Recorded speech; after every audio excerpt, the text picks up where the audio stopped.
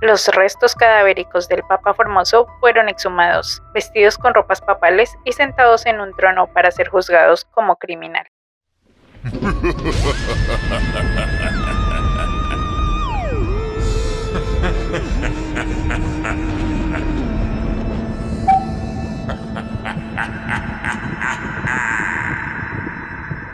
Spoiler alert, esto va a ser una mini clase de historia, cosas que no enseñan en los colegios católicos, y doy fe porque yo salí de uno y nunca me enteré de esto.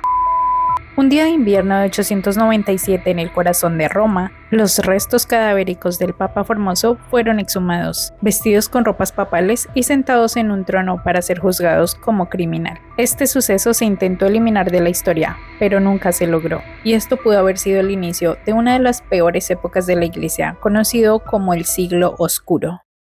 Saeculum Obscurum, concilio cadavérico en la historia del papado. Entre 896 y 904, Roma conoció 7 papas y un antipapa. La mayoría terminaría su vida en el exilio, en la violencia y en el olvido. Y después en la historia se conocería como el peor capítulo de la Iglesia, llamado Saeculum Obscurum o el Siglo Oscuro. Uno de los más corruptos y más escandalosos porque la Iglesia ha tenido varios momentos, pero comencemos por el inicio. Un poco de contexto. Roma era un territorio que ya venía de varias guerras de varios años relacionados principalmente con el poder. Durante varios años, Roma venía sufriendo las consecuencias de la disputa y la guerra entre varias familias muy poderosas. Eran familias muy ricas que querían el poder, así como pasa hasta el día de hoy. Y estas familias querían quedarse con el control debido a que era el lugar en donde residía el Papa, la máxima autoridad en la Iglesia Católica. Y él tenía un poder muy grande que venía de Dios y era reconocido por muchas personas. Y por esto la figura del Papa era tan influyente. Roma era un lugar descuidado en el que la mayoría de las construcciones ya estaban muy dejadas y estaban al punto de derrumbe. No había trabajo y la ciudad en general era muy oscura. Pero aún así representaba un lugar muy importante, porque el que tuviera el poder podía ir a la guerra y tener el favor de Dios de su lado, la verdad absoluta y la absolución de todos sus pecados. Así que era natural que todos anhelaran el poder de emperador, así como el cargo de papa. Así que era natural que todos anhelaran el poder, y muchos anhelaban el puesto de papa por lo que representaba, poder y riqueza, porque las arcas de San Pedro mantenían llenas de todos los objetos que llevaban los peregrinos que iban a este lugar. Y también el papa tenía el poder de quitar y poner reyes. Y así las familias más ricas continuaban su legado teniendo al papa de su lado.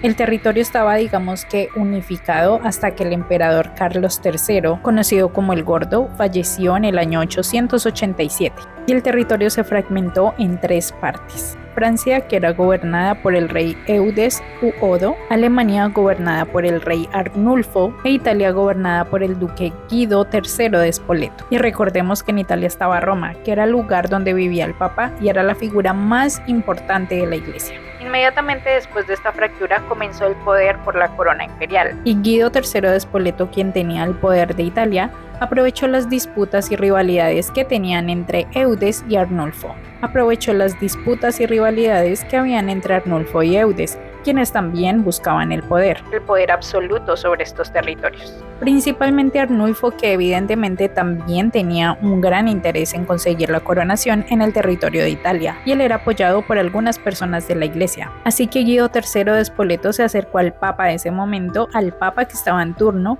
que resultaba ser Esteban V, y le dijo: ¿cómo ves que nos ayudamos?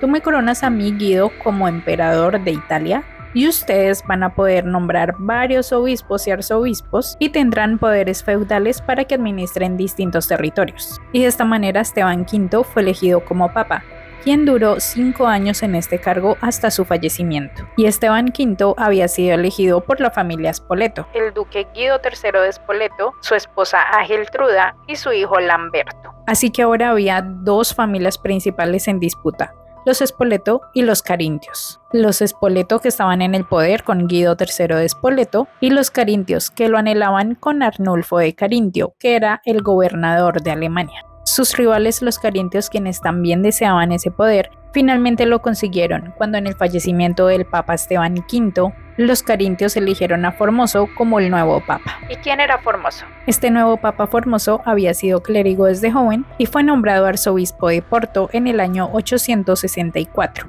Porto era una ciudad muy cercana a Roma y estuvo allí durante 25 años. Formoso siempre apoyó a Arnulfo e hizo algunas críticas a papas anteriores y algunas figuras de la iglesia. Se dice que durante su estancia en Porto, Formoso había nombrado varios obispos y arzobispos sin la aprobación del papa, y estas personas fueron acusadas de vender favores eclesiásticos. Y cuando Formoso se convirtió en papa, sus oponentes utilizaron esto en su contra. Pero entonces Formoso tenía una clara y evidente rivalidad con Guido de Spoleto. Y en el año 892, Spoleto lo intimidó para que él nombrara como su sucesor a su hijo Lamberto y fuera el nuevo emperador. En el año 894, al fallecimiento de Guido de Spoleto, el papa Formoso comenzó a hablar con Arnulfo, persuadiéndolo de invadir Italia y de recuperar el poder sobre los Spoleto. Un año después, en el 895, Formoso había sido acusado a juicio, y en el juicio el nuevo emperador Lamberto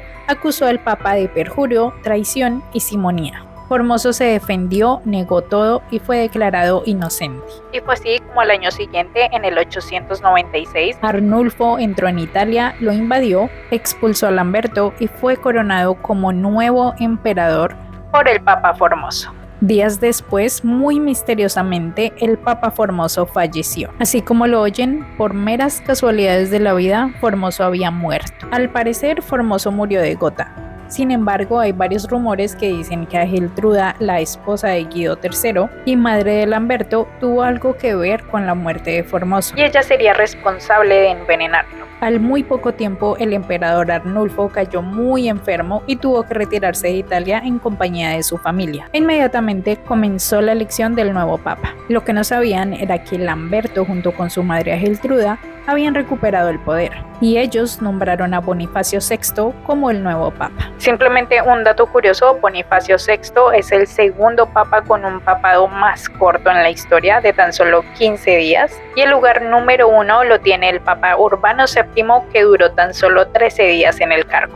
Bonifacio VI había sido el contrincante durante la elección del papa Formoso, y le tenía un recelo a Formoso porque Formoso había sido quien eligió a Bonifacio VI como arzobispo, pero por algunas cosas Formoso le quitó el título de arzobispo a Bonifacio, pero no lo despojó del cargo, así que Bonifacio quedó muy resentido por esto.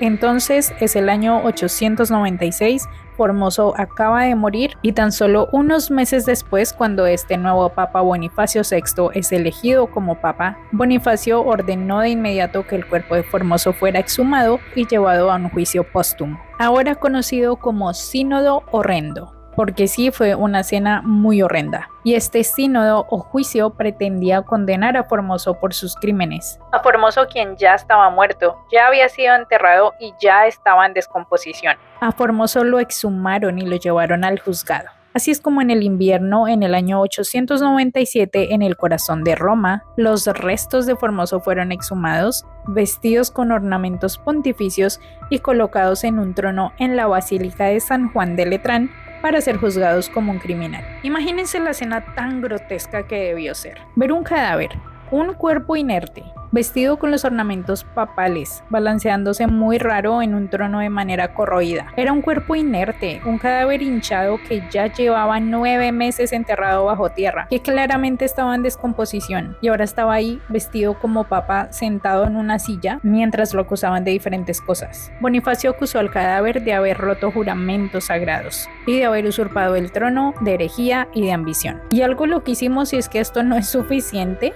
es que un diácono fue forzado a permanecer junto al cadáver y a prestarle su voz como si fuera una marioneta para responder por él. Cuentan que la escena era terrible, el olor era insoportable y que en medio del juicio un terremoto sacudió Roma como diciendo que esta era la venganza de Formoso y que el cadáver de Formoso fue abofeteado en repetidas ocasiones mientras lo acusaban muy ferozmente. Inevitablemente Formoso fue declarado culpable y su cadáver sufrió una mutilación.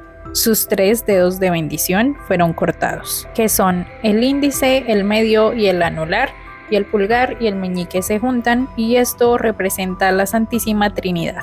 Su cadáver fue despojado de las vestimentas papales, en su lugar fue vestido con harapos y fue arrojado al río Tíber. Y así de esta forma pretendían cumplir una antigua tradición romana llamada Damnatio Memoriae y de esta forma borrar la existencia de la memoria de Formoso. Como era de esperar, las multitudes se enfurecieron contra Bonifacio VI. Y allí surgió el dicho como Bonifacio con medio culo en el espacio. Porque lógicamente Bonifacio ya no parecía un juez, sino más bien un tirano loco. Así que el Papa Bonifacio VI fue apresado y fue puesto en una celda húmeda y en agosto del año siguiente, en el año 897, fue estrangulado en la cárcel por sus carceleros. Y hay quienes dicen que el cadáver de Bonifacio también fue arrojado al río Tíber para acompañar los restos de Formoso. Luego, para aplacar todo este escándalo, eligieron muy rápidamente a un nuevo papa. Y este nuevo papa anuló el juicio del cadáver y ordenó que los restos de Formoso fueran recuperados del río y que los enterraran nuevamente en San Pedro con todos los honores. Se prohibieron futuros juicios póstumos y excomulgaron a las personas que habían participado en toda esa locura. Después de esta época comenzó el famosísimo siglo oscuro de la Iglesia, que ha sido bastante controversial, pero sin lugar a duda este ha sido uno de los escándalos más grandes de la Iglesia y una de las imágenes más aterradoras y más perturbadoras. Y por supuesto, si quieren conocer todas esas otras historias muy turbias de la Iglesia, pues déjenmelo saber, yo lo voy a investigar y se los voy a traer. Y esto es todo por hoy, espero que les haya gustado muchísimo este tema. Aprovechando que ya tenemos un nuevo papa, esperemos que todos estos escándalos queden en el pasado y no se vuelvan a repetir nunca más. Y suscríbanse ya mismo si no lo han hecho, les voy a traer más historias interesantes. También les agradezco todo el apoyo que me dan.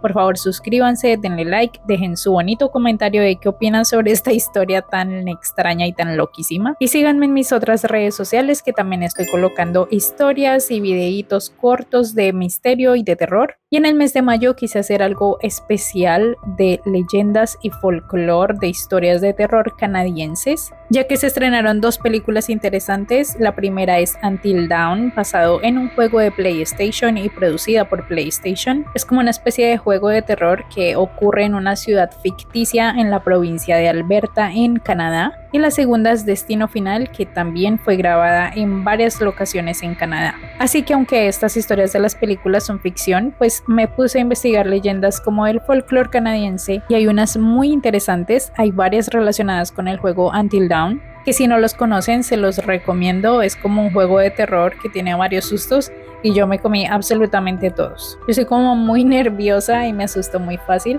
así que obviamente me asusté con todos. Y recuerden ver los otros videos e historias de terror, cosas paranormales y de crímenes que tengo acá en el canal. El anterior fue sobre otra historia real, un tesoro maldito que está en las costas marítimas de Cartagena de Indias en Colombia, y es algo que yo desconocía, pero me encantó saberlo. Así que gracias por pasarse por acá. Por favor, les recuerdo que se suscriban nuevamente si aún no lo han hecho. Y esto es todo por hoy y nos vemos en el próximo misterio.